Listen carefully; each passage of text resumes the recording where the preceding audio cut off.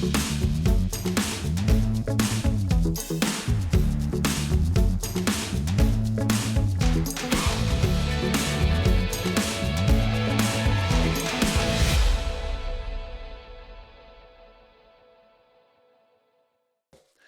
guys, Frank here with Tithely, coming to you live on another episode of Modern Church Leader with actually a new found good friend over in Arizona, Blue Van Dyke. What's going on, Blue? No, not much. Thank you for having me. Really appreciate it. Glad to be here. Yes, we've had some fun over the last year, getting to know each other and doing business together in the church. And you have a really cool background, so I want to help people understand where you come from. But let's first comment on the Nolan Ryan picture and the glory. You gotta love Nolan. First of all, and anybody who's old sees him as just a idol, which is great. I used to coach high school baseball a little bit for my older son, and so I threw a ton of BP. And there was a while where I thought, I'm bringing it. Like I can really do this, right? And so we were building tapes for some of our athletes to go to college, and we got a gun out and we were shooting them and this and that. And I said, hey, put me on the gun. I think I'm getting stronger. I got up to a whopping 71 miles an hour, right?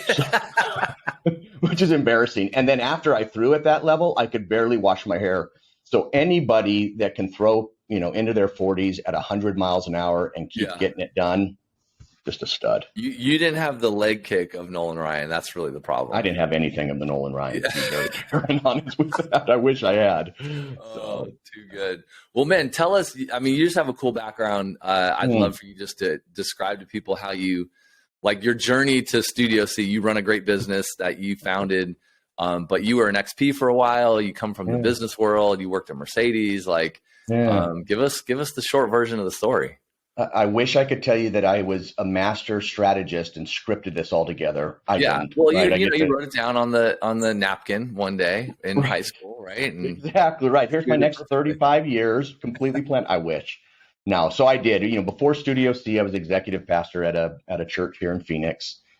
Before that, business guy, like you said. But what's fun is even today when I send my bio out to people, it's great because I'll have like automotive exec, ad agency executive, venture capitalist, pastor. And it's great just to see their eyes like, how did this get into the mix? Right, so, right. You know what? It all started out, if I'm being super transparent, I was trying to figure out how to fund adventure. I had studied abroad. I did a good chunk of my undergrad at a German university, went to the University of Mannheim and loved it.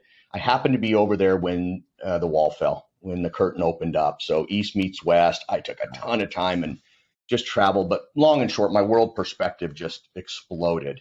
Right. And I fell in love with that. So I had to figure out a way to keep doing it. So came back to the States, did grad school back here in the US. And basically it's an MBA taught in a foreign language. It's a good way to think of it. I happened to take German. All of that got me recruited by a company called Daimler-Benz, which is the parent company of Mercedes. And this dates me a little bit too, but this was their version of a black belt program. So Jack Welch at GE created this thing called the black belt. The Daimler CEO modeled it identically. And the idea was, hey, we're going to stick you because we're such a massive company. We have 460 some thousand employees around the world, right? We're going to stick you all over the globe, different functions, different facets. And the idea is you'll learn the company and you learn business, and then we'll stick you back in your home country. So for the next 7 years, I just was on the road. Right? Wow. It was captive finance in this country, marketing over there, et cetera. And it was good. It was a great run. So, but then I went from there. One of the projects that we'd been working on with a colleague was the website for Mercedes-Benz, right? He was point on that. It was coming along. This was during the .com era that, for old people on this, they're listening.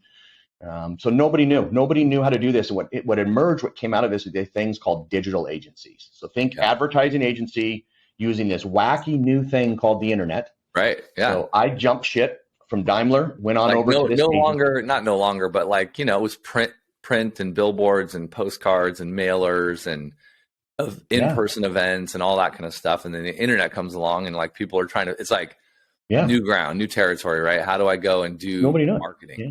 Totally. And it was funny, but I'm going to tell you, so I met with, it was the CEO of Toyota. I'll never forget this because I'm trying to explain to him how we're going to use this new technology to sell cars. Yeah. Right. And he looked at me and his exact words, he goes, why do I need the internet? He goes, you can't print a car. Like, what do I need the internet for? And I just remember, wow, this is a This is going to be a long road to Right. kind of explain this. So we were basically building really expensive websites for people. And then things we talk about all the time right now, how do you drive them to it? How do you use that to get them to consider buying your product? All that was novel, right? So join this. What people don't realize, it was absolute insanity, right? It grew like crazy.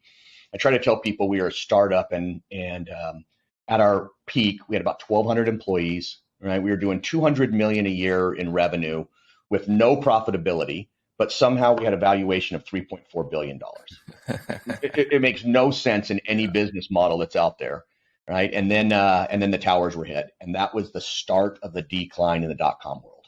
Yeah. As soon as that happened, everything just tanked, and we ended up laying off 1,000 people in about an 18-month period, which was just insane. So anyways, rode that ship up, rode it all the way down, came out the other side. We were acquired by a private equity firm, which kind of helped me move into that shift into a little bit of what it looks like to actually own some of these businesses and do this. So we came out the other side, grew it back to a healthy business. Again, insane. That was about another 7 to 8 year block. You didn't ask this, but I'll tell you, just like on a personal note, this was shifting too. So I live here in Arizona. Yeah. Where I was grounded here. My wife and I, we were helping to care for my aging parents. They're both gone now, but we were just kind of managing that into life process. So long and short, that got me grounded here. My home office was in LA, but I also have 4 kids, and I promised my wife we'd have dinner together as a family. So for those 8 years, I commuted almost daily to LA. Wow. I would wake up in the morning, 4:30 in the morning. I'd catch a 6 a.m. Southwest flight into LAX, in the office by 8, work till 5, go back to LAX, fly back to Phoenix, kiss my babies, do it all over again. That is a grind right there. Oh, it was stupid. I should probably disqualify me for anything else I have to say in the rest of this podcast going on. Everybody's like, blue's crazy. Nothing else matters. We're not listening. Any knucklehead. So anyway, that was the whole reason I left that rat race. And I just went to the board, and I'll never forget. I said, look, I appreciate you. You've been very, very good to me. But this is not the way we envision this looking. And so I was really, really, really fortunate that they just said, hey, listen, we don't want to hold on to this company if you're not going to help us run it. So if you're serious about leaving, give us 6 more months, help us sell it. We'll give you a piece of the pie. And it was funny because that piece of the pie then wasn't enough to never work again, but it was enough to regroup. Right? Yeah. And so I told my wife, hey, give me 6 more months. Don't choke me out. Right. And I'll take a year off. So as a family, we took the year of 2007 off. And I don't know, we didn't over structure it. We set 3 simple goals. It was regroup with God, each other, and the kids. So I went on 4 or 5 mission trips. This sounds way more exotic than it is, but we packed up the family and we moved to Berlin for a summer. That's cool. And rented a flat. And it was more about getting out of the normalcy and the distraction and hanging out together. Right. So it wasn't exotic. We didn't go on a bunch. We played, we had a local pub downstairs and played soccer with the neighbor kids. And it was transformational. It was absolutely, it was awesome for our marriage and our faith and our family structure. It was great. Yeah, that's very cool. So then you come back after that year. Yeah. So I came back and took the year off and started a very, very small, working with a buddy of mine, a very small venture capital company. That basically meant we would, buy a company that we thought had something cool and figure out how to grow it and sell it. Nothing anybody's really going to hear about, all in the smaller segment. The goal on that was to keep a little bit of rhythm of life. During that year off, I'd also started coaching high school baseball, I'd mentioned.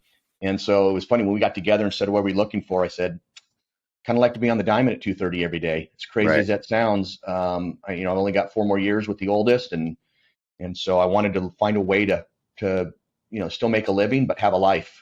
And so we did that for another 7 years.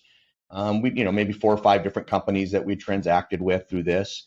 Then because 2007 was transformational, my wife and I decided another 7 years later to take another year off. Just sort of something we do.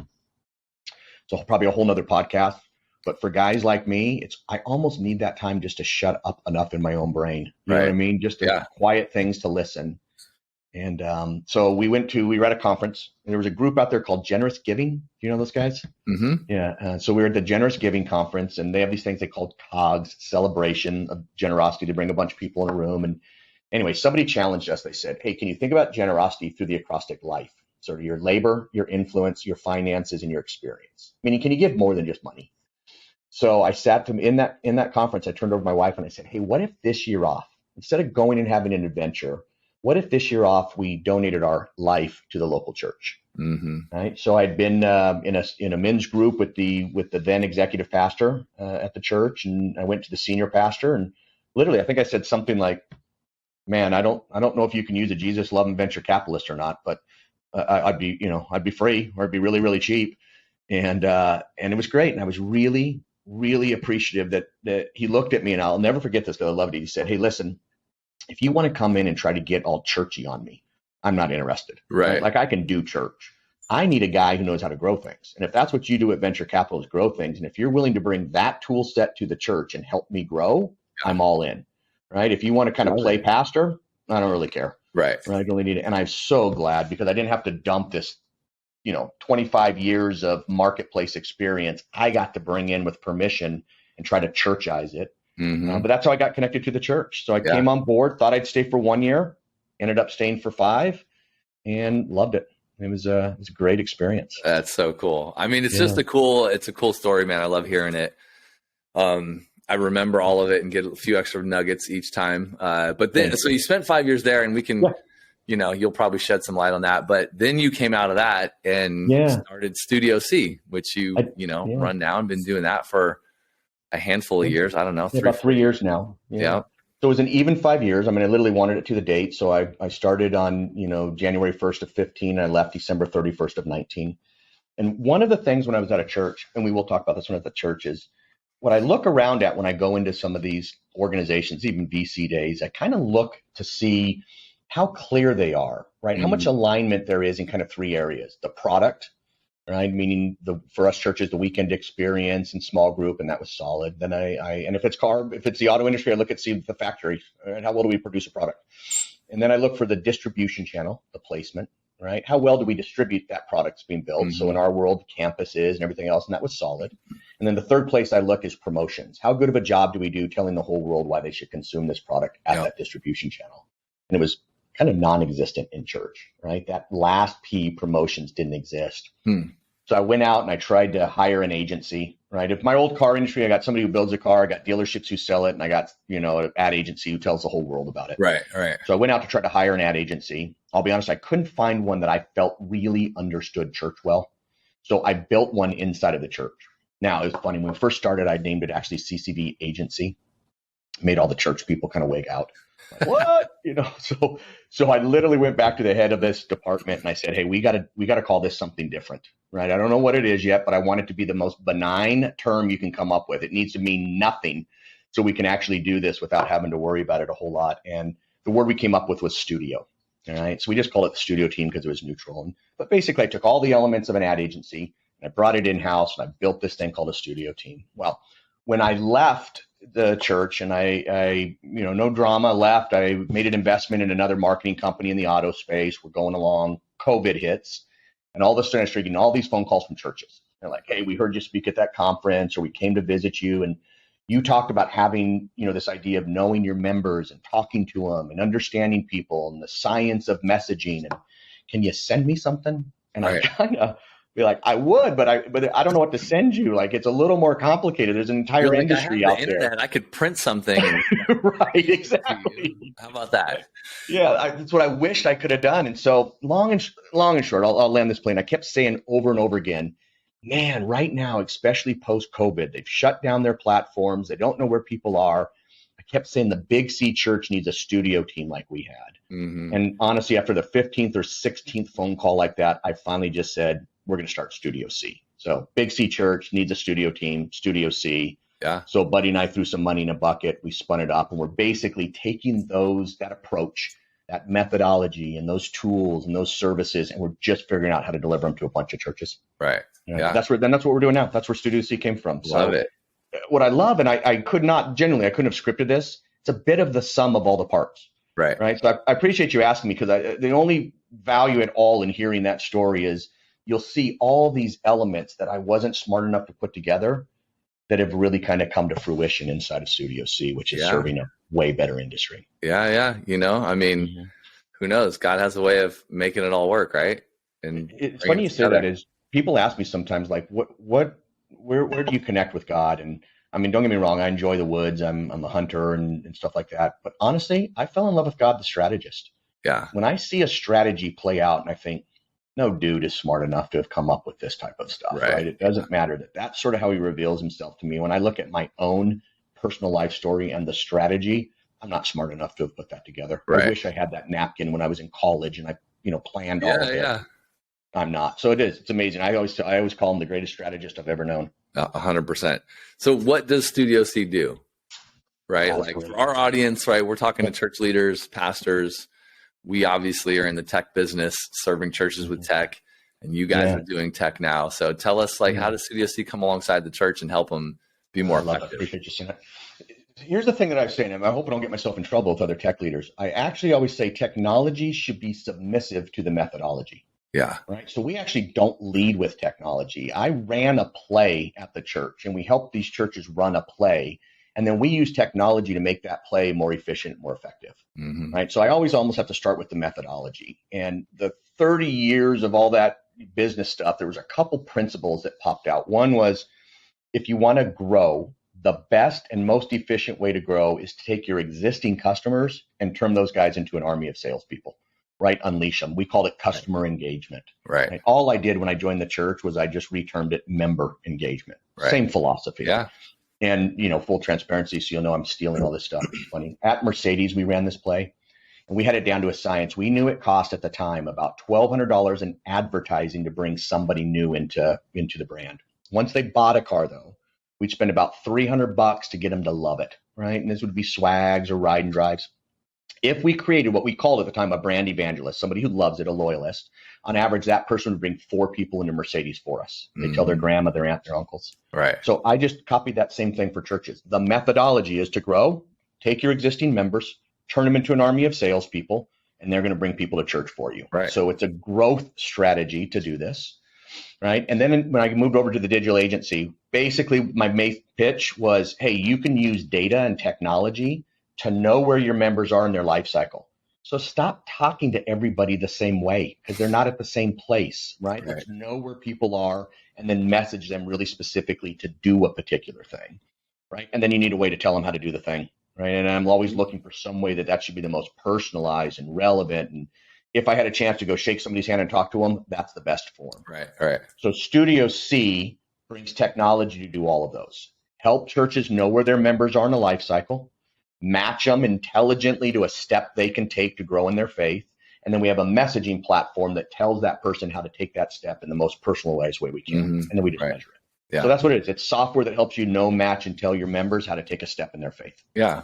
And churches aren't like foreign to this concept in a sense. Like I think even like small groups, right? Oftentimes you have churches that there's a single mom small group and there's a young family small group and there's a military family small group and there's there's different or programs for different people in different places. And like the physical experience and the bringing together of people, churches have been doing that for a long time, but bringing it into the digital and doing it like at scale for everybody, because not everybody gets into a small group or people are new and they're visiting for the first time. Like there's different places where like digital lets you do this down to the person at scale.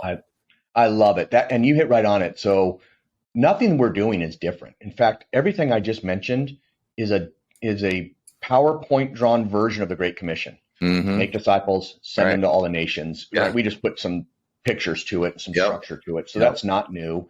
The things the church has told us that people should do, right? Because the probability when they do those things, we know the probability of their heart changing for the Lord goes way up. And that's things like get baptized, go to church regularly, get in a small group like you just mentioned, serving, all of those things. I think the difference that we're putting to this is historically we've said, come to me and figure out what you're supposed to do, right? I'm going to require you to come into the store, look around, figure out what it is that applies to you, determine then how to get started with it, and then activate yourself to go do it. And all we're doing is saying we can distribute that experience. We can flip it around and we can take it to them.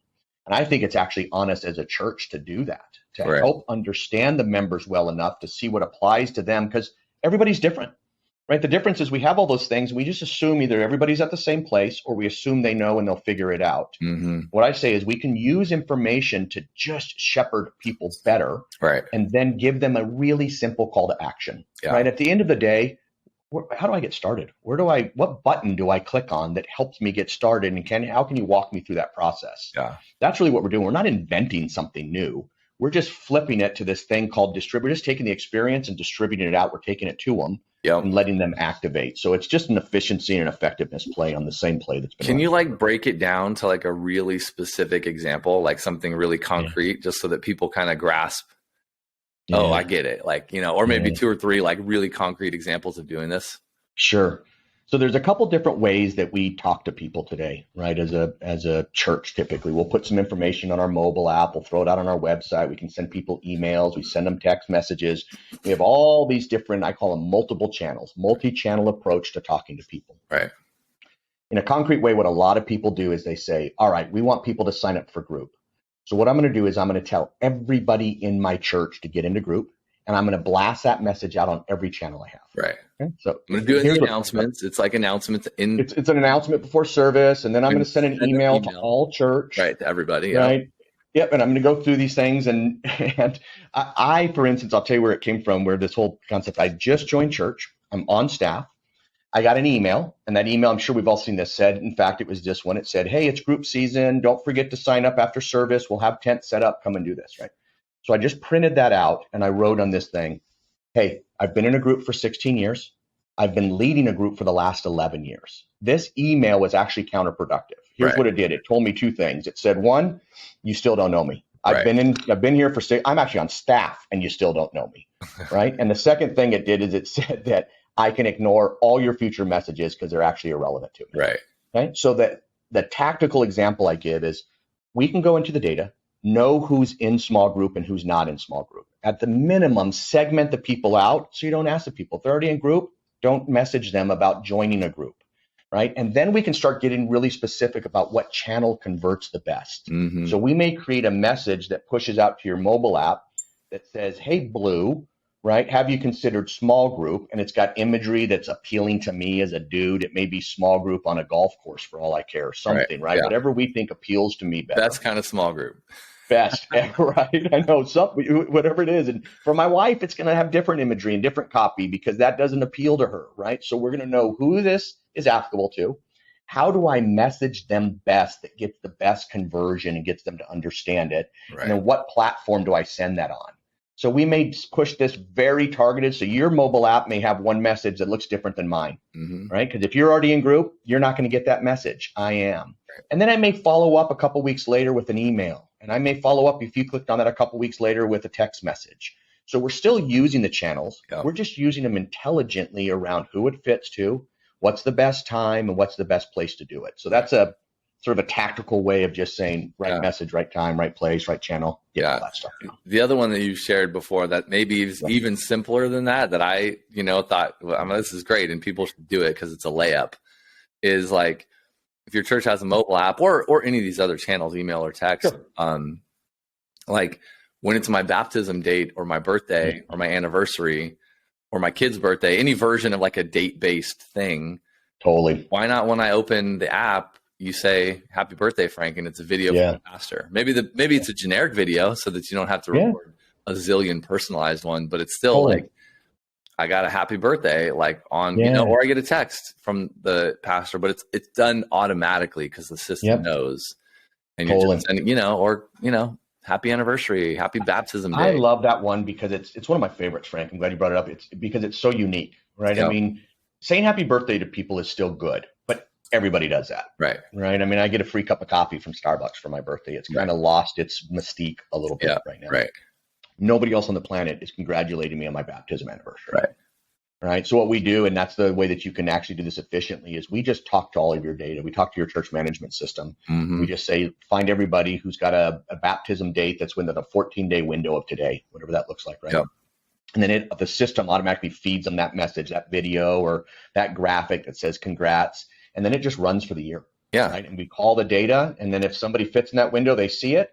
Minute they don't fit in the window, they don't see it. Yeah. So it's still relevant. It stays relevant. but your comms department had to build one message and let it run for 12 months. Right. Yeah, Or they can actually maybe forget about it and never change it for 10 years if they want they to. could, right? I wouldn't Bad recommend idea, that, but you could definitively. yeah. But then even when you want to do, then you just refresh it. The next year you throw a new image on it, and you're just off and running. Yeah. And then you guys do something that's cool around like the concept of growth track or next steps or whatever people call it. There's a bunch of names for it out there, right? Like, but just helping people like both track that people are in different phases, but also helping see where they're at potentially, right? You're giving me great tee ups with this. Well, it's cool. I mean, I think lots of churches, not every church, but there's a lot of churches that have some concept of having people take next steps in a direction to get closer to the church community, closer to God, build their relationship, right? Like, and just helping them know it, right? Here's I love it. Here's the logic. And the good thing about it was when I joined the church, and full transparency, I did not go to Bible college, right? I'm an MBA. I hadn't worked in church. So I got to be the new guy, and I got to ask a zillion questions. Right. And even as a venture capitalist, I have this sort of philosophy that I'm not going to make any radical changes for the first 100 days. I'm just going to go in and understand it. So one of the questions that I asked right off the bat was, what's our job? Right? Like as a church, what are we doing? And oversimplified, but asked a bunch of churches and just interviewed people. And our job is to help people through some journey. Right. And I always say the top of that journey is, I just like to call them a not yet Christian, so we don't get stuck. And then I like to call the bottom of the journey a disciple.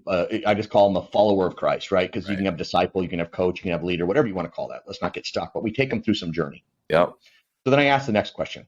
What are the steps in that journey? If I have to give somebody directions on a journey from Arizona to San Diego, right, there are different checkpoints throughout it. There's a direction we want to go in. So I just said, what are those? That's where we came up with these steps, right? And we're all doing something similar. Like in theory, we want people to commit their life to Christ through baptism, get into small group, go to church regularly, serve, give. These are all the things that we want people to do. Yeah. Okay, good. Step one. Then I asked the second question. Are we any good at it? Right? Do we know if we're any good at helping people take steps? And I'm not kidding you. I got because that deer in the headlight. Pause for one sec. Most churches measure maybe two things: attendance and baptisms. And maybe giving, right? And sure. Yeah, right. Like, but like but they do it in aggregate, right? They don't do it kind of in steps or whatever. They do it like, our attendance this month or this week or our giving this month. And they just look at this aggregate level number. Totally. And that's the beauty of this those are the two things you hit right on it that I said we want to do differently. Like, first of all, let's understand at an individual level where people are. All right. So I know we want to be able to measure an aggregate and still see how many people we got take steps, how many people do we get baptized, how many people we get start sharing, because then I can lean into a particular area of our church or our organization if we're missing that. But the second piece is to know that on an individual level, because then we can shepherd people better. If I know where Frank is, I can give him better instructions and directions on the next step than I can Blue. Blue may be way up here. Frank may be way down here. Yeah. Right. So I said, we want to look at it as an individual, and then we want to be able to message people uniquely for that too. So, but the idea that we do is we were sitting in my room and we built this idea to kind of start tracking where people were with steps they've taken and not. And I was talking to our adult ministries director, and we were kind of sitting in my office, and I said, you know what? What's cool is that we know this and we can help shepherd people through their discipleship journey. That's awesome. I said, but you know who I think is better at it than us? The people themselves. Like, they know the rhythm of their life. They know what's going on. So we just said, why aren't we exposing out to them what these steps are that we hope everybody takes? Just perpetual. Put it out there and say, if you came up to me and said, hey, Pastor Blue, I'm ready to grow in my faith. What should I do? I would ask you questions like, are you in the Word? Right? Are you in small group? Have you started serving other people yet? I'd go through this litmus and I'd ask them. I just want to tell them that. Like, these are the things we think you should do. And then they can opt in and select based on the rhythm of their life. We started pulling data on what's it look like to get people in small group, and getting a single mom with 3 kids under 5 to join small group. Good luck. Right. The rhythm of her life doesn't necessarily allow for that. It's hard. I mean, I'm not a single mom, but I am, a married dude with 3 kids that are 11. And even in my stage with all the things like school and sports and community, things in my area, like trying to be involved in that and be connected to church and small groups, and we host and lead one in our house, but it's hard. Like, your priorities got to be right, but it's still a lot of work, right? It's a lot of work to And do all the things that you want to do. agreed. And the point of that is I can either keep pounding you with something that isn't easy, or there's other things you can do to continue to grow in your faith. Mm-hmm. So how can I know you well enough to understand and be what I'm going to call introduce the science of messaging? How can I bring in the science of understanding and helping you find something that does work with the rhythm of your life, Right. that's still biblical and still supports your spiritual development? Right. So we do this badging idea where we put them up there. It's not meant to say, shame on you because you're not doing that. The word in the marketing world that they use is something called a persistent encouragement, right? It's just something that's out there constantly that I can look at and say, you know what, it's probably time for me to get into small group, or you know what, it's probably time for me to start volunteering or serving, whatever word, the church uses. All we did was expose it to the member so that the member can see themselves and start activating their own journey. Yeah. And I mean, just from the Tithely Studio C partnership side, right? Like you guys are delivering that content in Tithely church apps. So like a person, I'm just trying to kind of make it concrete for people, like, right, a church member, if you're using a Tithely church app and you've got Studio C plugged in, a church member opens your app and on the home screen, they see like, I've been baptized, I attend a small group, or maybe I've been baptized, I give, but I'm not in a small group yet. So they see like the badge, 2 of the badges are filled in. Yep. And the other 3 that you have defined for your church are kind of grayed out. Like I haven't done that step yet. So it just kind of tells you, it kind of tells you like, these are actual things at my church. It's my church now, right? These are things like, I want to know more about the things that happen at my church, but I'm self-discovering it. You don't have to tell me all the time.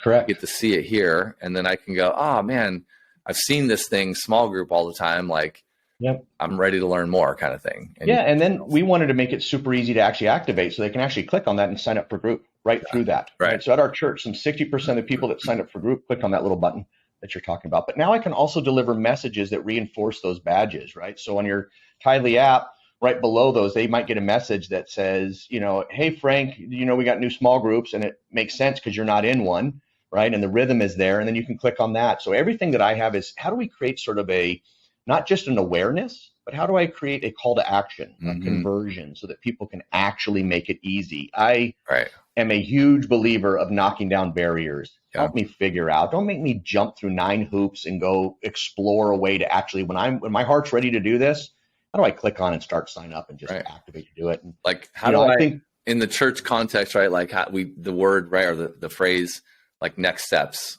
gets talked about, or next right steps, or some version of that, right? So how do I help you take the next step in your journey, but it's been personalized to you? I'm just using the church app example because, like that's an easy one. Like that one I get. It's like if I'm in, I don't know, pick an app like Amazon or Uber or Instacart or the Starbucks app, like they know things about you, and then they surface something. I mean, even just your iPhone in general, right? It's like, you get news that's tailored to you. You get news that's in your area. You like everything is getting tailored to the things that particular app or company knows about you.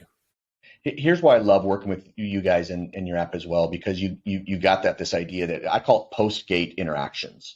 So what it means is a lot of times the website is used for people who aren't going to your church yet, right? They're going to go out and they're going to look. And some of the research we did showed that people will actually go to somewhere between 12 to 14 different websites before they'll ever show up at your church. Okay? So what we always encourage our church clients to do is make that highly prospect centric, right? So what I ask people too, also when they're going to these websites was, hey, what are you looking for when you go to it? And now this is my words, but there's been some version of this, like to see if they're weird or not. Right? See if this church is weird. Right. And when we throw a lot of our member stuff onto our website, it's not that we're weird as members, but to a seeker, some of the stuff we do can seem weird. Yeah, right. We just had one of our church clients. It's foreign to them, right? It's completely foreign, and it's because you don't have the context behind it, so you're not sure, right? And the example is a client of ours is doing a 21 days of fasting, which I love, fasting and prayer. Well, if I'm a prospect and I go to the website, all I hear is I don't get to eat food for the next 3 weeks if I join this church without the context of fasting. Right. That can seem a little weird to people.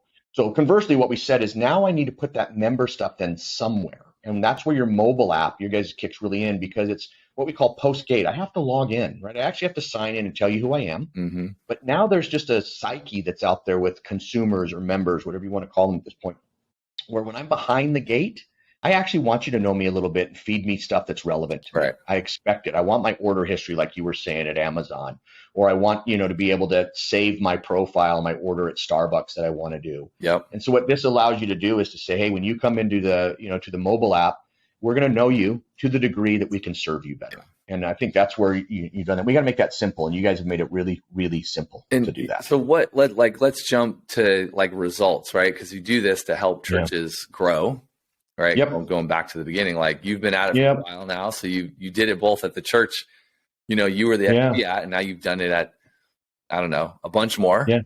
Yep. Like what kind of results are you guys seeing because of churches adopting this like methodology and strategy, and then having the tech to support it?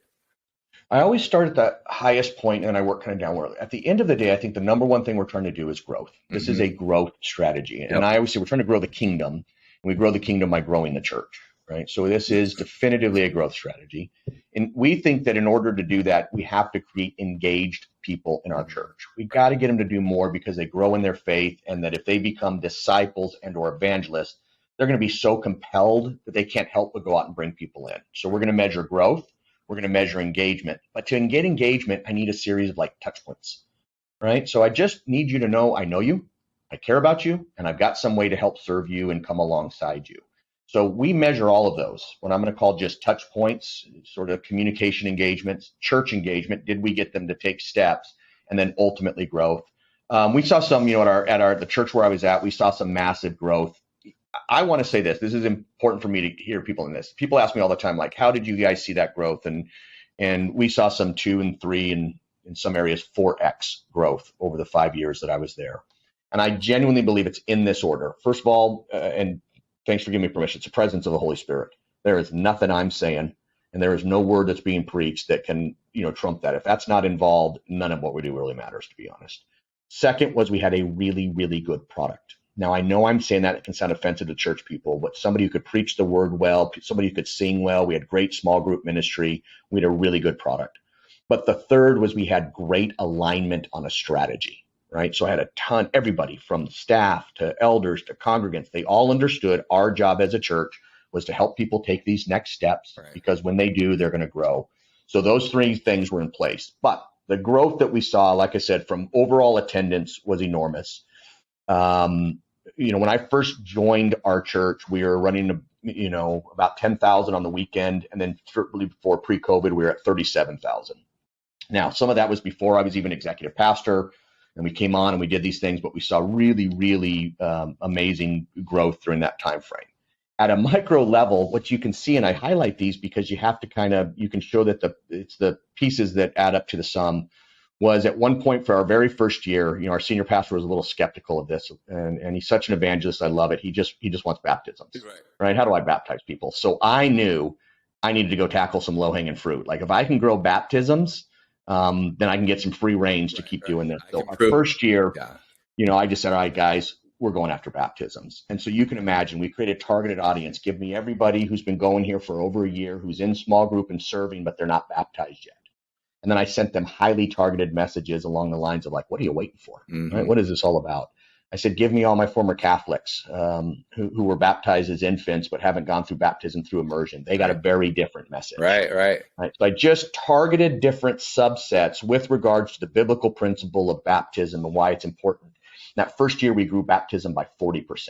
Wow. Okay. So, and it was like, let's do this. I needed the win, right? I just needed some. It was very, very much so targeted, overly targeted in that area. But then with that, we got the free reign. So we just saw growth. I will tell you, even as a church, what we encourage even our church members now is start tracking total next steps, right? How are we able to get people to do more? Because we know that when they get more engaged, it will lead to high-end growth of the church. Right. And so we've seen anywhere from 10 to 50% growth in some of these steps. I was just telling you that earlier that even we tracked just 5 churches that have been with us for a long time, and they saw nearly a 30% growth in giving just over this time frame by targeting messages associated with it. Anyway, so we're seeing really, really good results. And it's I am genuinely, I'm not trying to be overly humble here. it is the idea of just knowing people and talking to them in a relevant way and making it really clear to understand what they can do to do more. Right. And they self-activate. We don't have to overthink it. We just need to actually be intelligent about promoting it. Yeah. Yeah. I mean, I think going all the way back to the beginning, right? Like it's about growth in this context. I know everything about church isn't just about growth, but in this particular, what we're talking about here, right? It's like, I want to help the church grow. We want to have like a strategic way of thinking about that, like a plan. What does that look like? How do I know if that's happening? And then some tools behind the scenes that help you execute on that in a way that delivers things digitally, helps you do it at scale. Like, so there's lots of parts to it, I guess, right? You can't just have the tech because like, that's not going to help anybody. But if you have like the strategic thinking and the mindset behind it, well, now you're just tracking every stage and you're really, honing in on the right metrics. Which sounds real businessy, but it does, doesn't it? Like it's like, that's important. It's an important part of the church. It doesn't mean all the pastoral stuff and the teaching and right. It is about God and growing his church. But how do you know if it's happening? I had one of our senior pastors, and I loved it when he said, we're going to always submit to the Holy Spirit, but we're going to work as if we don't need it. Right. I mean, we're going to combine those two things. And what I always said as a leader is I need to know what lever to pull. Right. Because what I found that we had a whole bunch of people doing really good work. We didn't have a bunch of knuckleheads doing, silly stuff. They were doing good work. Right. They were just doing it in different directions. Right. And sometimes it was even counterproductive to each other. It was other things. So this just aligned everybody on the same front. I try to tell people that what it did was we unleashed that was already really creative and cool energy. We just directed it into the same direction that we wanted, the same beachfront that we had. And then we were able to measure. And so we could see if we were running hot someplace, we could dial it down. If we were running light, we could gear it up a little bit. That's what the intent of this was just to help us understand really how and when and where we could kind of promote some of this. Push it through. Dude, I love it. We could keep chatting. I think we've been on for a while. I don't even know how long, but it's been a good chat. So where should folks go? I mean, I want folks to learn more about Studio C. What's the website? Yeah, the best thing is just our website, like you said, and it's thestudioc.org. So thestudioc.org. You can even look me up on LinkedIn. There's not a lot of blues out there, so Blue Van Dyke. So any way that you can get a hold of the studio, the website for Studio C is a real business guy says, find me on LinkedIn. Everybody else in the world tells you Twitter or Instagram. So well done. I like it. Staying true. I'm in that lane, baby. Don't try to push me out. I know my lane. So good. Hey, let me ask you a couple rapid fire questions just to wrap it up. Bring it. First one, what's a book that you just think that you've read that you think everybody on the planet should read? Oh, that's a great one. This is there's a couple of those for sure that I go through. One of those that I love. I'm going to give you two answers. The Mere Christianity is one I read every 3 years. Okay. So there's some depth and understanding. And I know that's sort of a generic out there, but C.S. Lewis and Mere Christianity to me is the heart of sort of an intellectual understanding and approach to it, and I love it. There's a business book out there I read years ago called The Millionaire Next Door. Okay. And it's a just good way to understand what the vast majority of Americans actually value and where they're at and how that transforms into what we're doing. And I think the media can sometimes distort it. So those are two books that I just highly recommend all the time. I love that. Those are two good ones. I've heard of the second one. I haven't read it actually myself, but I have heard of it. What's a podcast that you're listening to right now? That's so funny you say that. And it's very active because we're going through it as a team. We're actually doing The Working Genius by Lencioni right now. Okay, yeah. Just submitted, just had staff take the assessment. We haven't even had our review of the assessment yet, but I'm listening to that podcast quite a bit in preparation for that. Nice. And it's been way more insightful than I was giving it credit for early on. Really? Does he do a podcast on, is it Lencioni or is it just on that book? It's on that book. So Lencioni has a podcast on The Working Genius, and you can go through and they talk through different elements of it and pieces. So, I've been listening to that currently. I listen to John Mark Comer quite a bit. I like some of his thoughts on discipleship. So that's another one that when I'm working out or I'm doing something and I just kind of default want to pull up, I'll pull up some of his stuff and listen in there. Yeah. Too. Solid. Well, man, this has been great. Thanks for coming on the show. Yeah, thank you for having me, man. I really appreciate it. I've really enjoyed working with you and your team. It's been great. So thank you. Yeah, amazing. So guys, it's thestudioc.org. Go check it out. Thank you. If you're a Tithely customer using a Tithely church app, then we should definitely do something there. And man, we'll see everyone next week on another episode of Modern Church Leader. Thanks, guys, and have a great weekend. See ya. Thanks, Frank.